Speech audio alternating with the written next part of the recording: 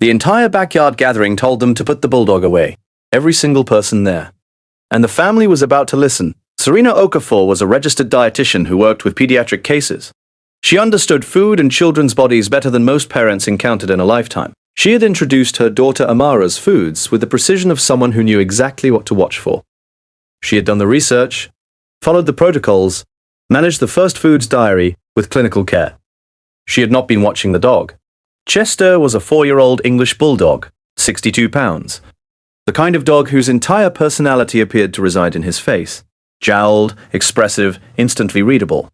He had been gentle with Amara from the first day she came home. He had appointed himself a low-to-the-ground guardian in the way compact, serious dogs sometimes do. The family gathering was a September Saturday. Amara was 2.5. In the purple hoodie she had refused to take off for 6 days running. Chester was in the yard with the family, moving through the gathering with his usual calm. The table had food, a potluck spread of things Serena had reviewed, things she had approved. Amara got a small plate. Serena had assembled it herself.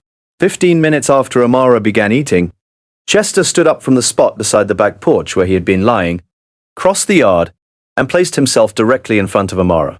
Not beside her. In front. Facing her. He stood there. Amara said, "Chester, stop it." She was 2.5 and she had opinions. Serena moved toward them. "Chester, come." He did not come. His eyes were on Amara's face. His nose was low and reading the air around her.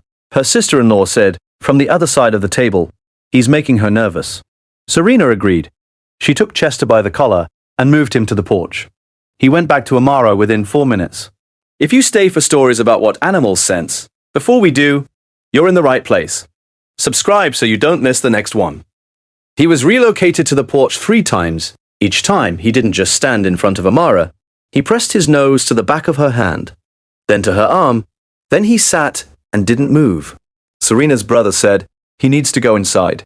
Serena was already putting his leash on when Amara scratched her cheek. Not a casual scratch. The focused, insistent scratch of something irritating the skin faster than it could be ignored. Serena looked at her daughter's face. The skin around Amara's mouth was flushing. Not embarrassment flush, high flush, raised and spreading. She said Amara's name. Amara said, "Mommy, my throat feels funny." Everything happened fast after that. The epinephrine pen Serena carried in her bag, because her dietitian training told her to always be prepared, even if you believed you had managed the risk. The call to 911. The ambulance, Amara receiving the injection in the driveway, and then being monitored in the ER for 4 hours. Her breathing clear, her hives receding, the reaction caught at the early middle stage. Later, the allergist, Dr. Tomoko Nakashima, pediatric allergy and immunology, 10 years, identified a sesame-based ingredient in one dish on the potluck table that had been offered to Amara in the portion Serena assembled. The ingredient was listed under a technical product name that Serena, with all of her dietary training, had not recognized as sesame-derived. Has your dog ever moved to get between your child and something, and you didn't understand why until afterward?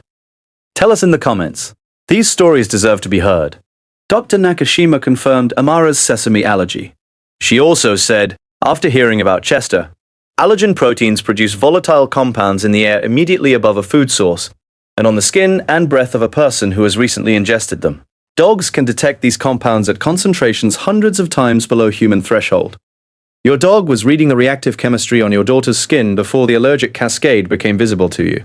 She said he put himself between her and the direction of the food table. He was trying to interrupt contact with the source. When that didn't work, he read her hands and her arm, the skin closest to the food she had touched.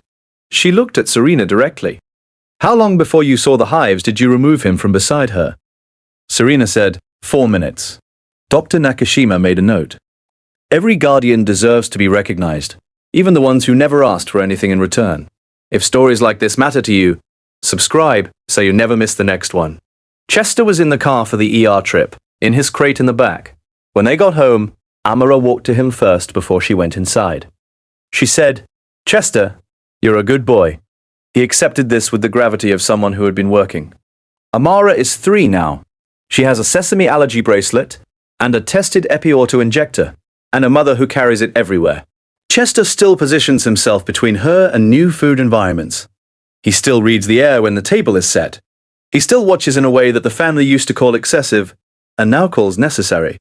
The next story involves a Great Pyrenees who wouldn't let a toddler get close. And the reason the vet said was the most documented dog protective behavior she had ever personally witnessed.